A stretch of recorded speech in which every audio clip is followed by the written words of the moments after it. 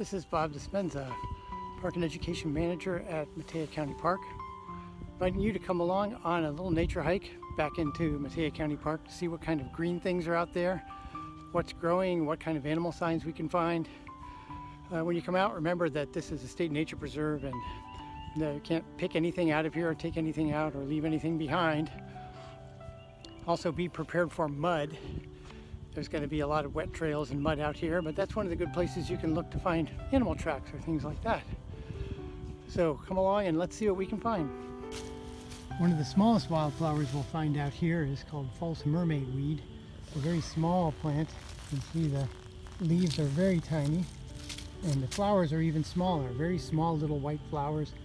Practically have to get down on your belly to see them. They're so small. Can grow in large patches and cover the ground. Another native wildflower, very early, the one that comes up, and you can find it along the trails if you come out here. One of the plants we'd rather not see is garlic mustard here. It's an invasive exotic. It's a plant from not around here. It's brought here by people and takes over areas and displaces native plants that would be here if it wasn't here. Not many animals will touch it, so it doesn't get used for food. There are several different kinds of invasive exotics here in the park, some of which come up very early, like this one. We try and get rid of these as much as possible when we find them.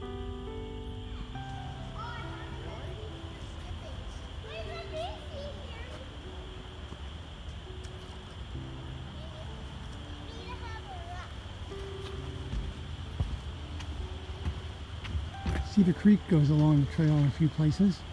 Very clean water here, even though it doesn't look like it to most people. The animals that live in this water live in only the cleanest water.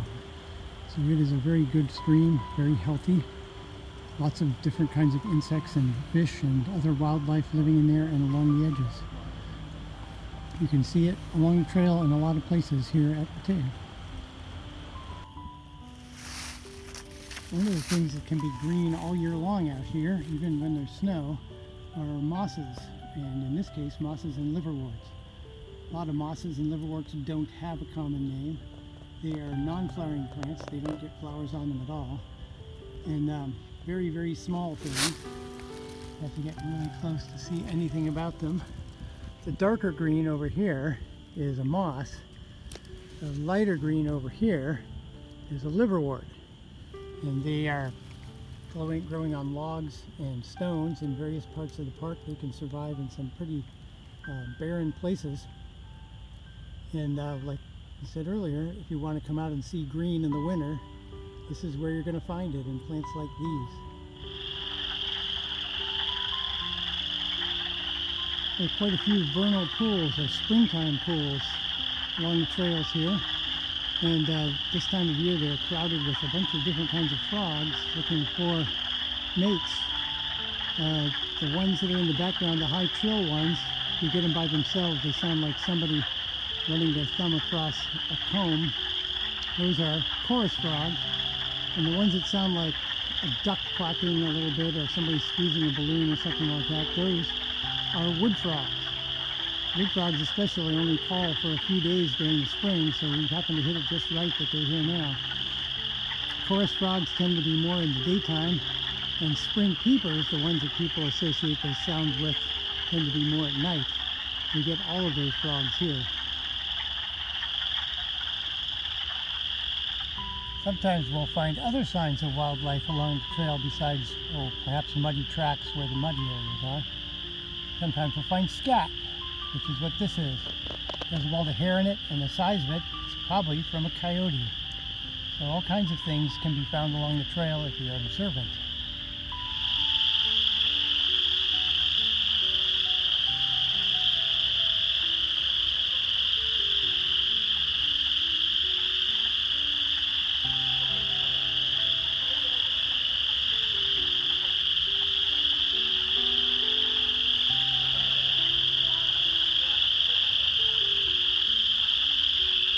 Some of last year's fern fronds from Christmas fern.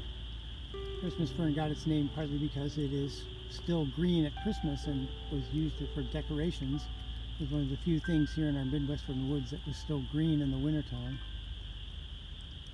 Doing right next to it is some moss, very soft looking moss. This is called Catharinia from the genus name. Like we said, a lot of mosses don't have common names. And the little brown things sticking up on the top are their spore capsules. That's how they get around. They don't have seeds like flowering plants, they just have spores. And those will drift on the wind and find a good spot where it's wet to get started.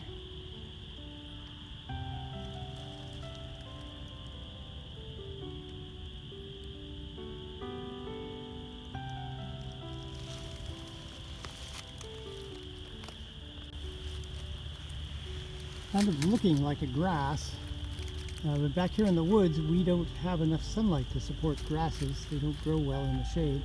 This is probably a sedge. Sedges, when they come up and have a flower stem on them, that stem is triangular in shape instead of round like a grass. So we'll say sedges have edges and grasses are round. That's all the difference. We won't know for sure on this until the flowers come up, but it's most likely a sedge. And they're found in quite a few places along the trail here. In wet places all along the trails we can find one of the first wildflowers that comes up in the spring, even up in the wintertime sometimes. Skunk cabbage. The purplish part is the flower. The new leaves are just starting to come up.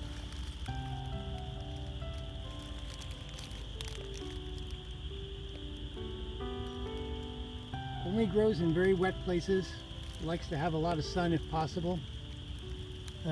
Lives up to its name of smelling pretty bad if you pull pieces off the leaves, but please don't do that. This is a nature preserve and we like to keep the plants in one piece if at all possible.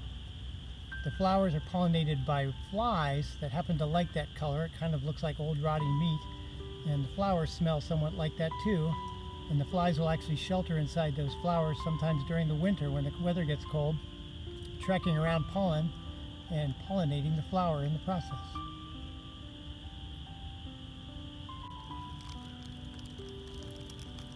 There's a view down inside the flower of a skunk cabbage where the pollen and the seeds will be.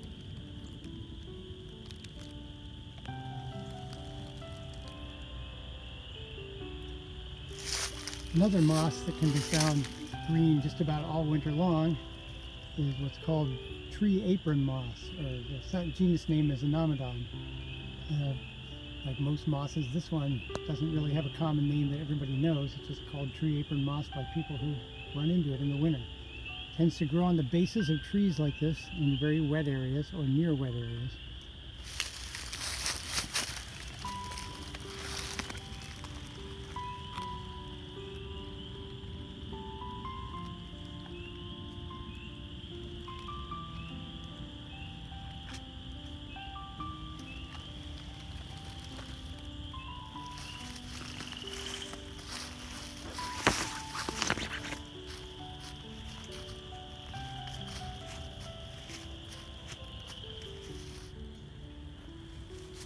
Right near the trail we can sometimes find other signs of winter. Relatively fresh digging, but still a lot of leaves in there. Probably says that this groundhog is not quite awake yet from hibernation. Some of the males are already up looking around to see if they can find dens where females are, but the females sleep in a little longer. That's probably what's happening here.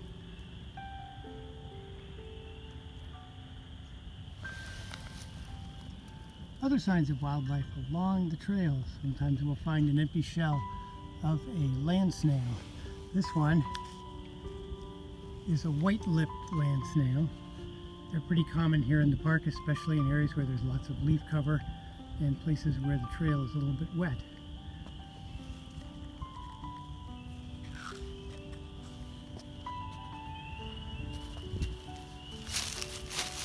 In a few places, the trout lily leaves are just starting to come up. They are very small yet. Some parts of the country, this plant's called dogtooth violet, but it's not a violet, it's a lily. And the leaves have a kind of a mottled appearance like the outside of a trout, how they got their name. They will have either yellow or white lily-like flowers later in the season. But right now, the leaves are just starting to come up.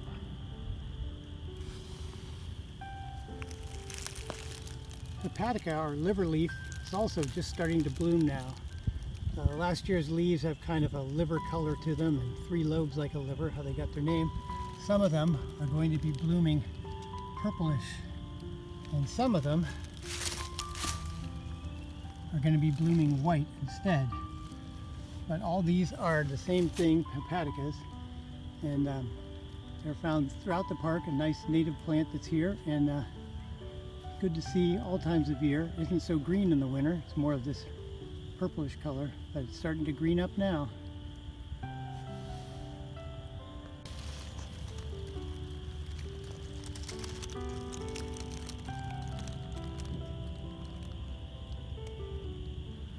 Also just starting to come up right near where there is skunk cabbage in the same kind of wet areas is marsh marigold. No flowers yet. Nice big yellow flowers later, but the leaves are just starting to come up. They, like the skunk cabbage, like wet places with some extra sunshine, and that's right where it's growing here. Another green along the trail, and another moss. One of those that has a common name is Climacium, also called tree moss. Called tree moss because you take it out of here, it looks like a little tree. Still a moss, but a little bit taller than most of them. Put those back.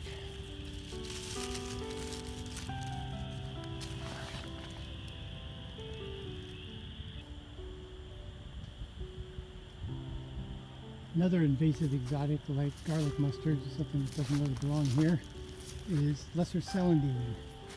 It's also a plant that comes out very early, like garlic mustard, and pretty much takes the place of the wildflowers that should be here.